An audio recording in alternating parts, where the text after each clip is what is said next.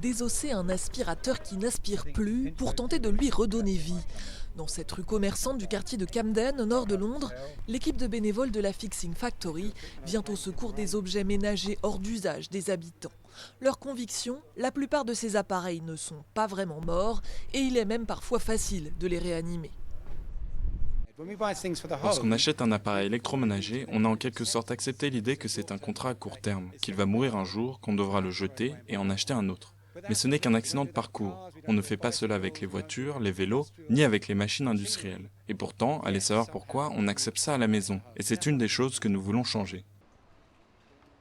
Le Royaume-Uni est numéro 2 mondial en termes de production de déchets électroniques par habitant, selon le service de comparaison Uswitch, qui prédit aussi que le pays occupera la première place du classement l'année prochaine.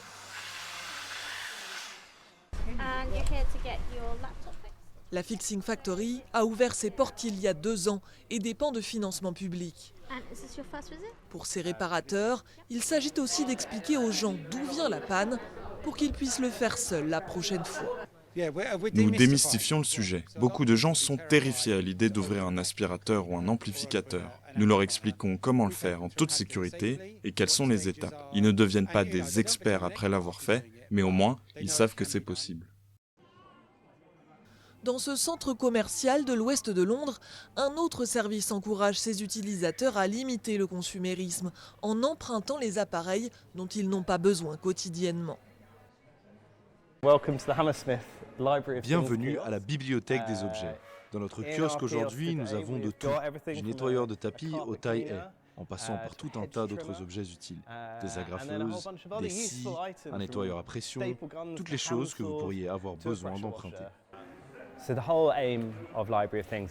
Le but de la bibliothèque des objets est de rendre l'emprunt plus intéressant que l'achat. L'un des principaux objectifs est de réduire le gaspillage, donc réduire la quantité d'objets qui partent inutilement à la décharge, et à terme réduire la quantité d'objets qui sont fabriqués.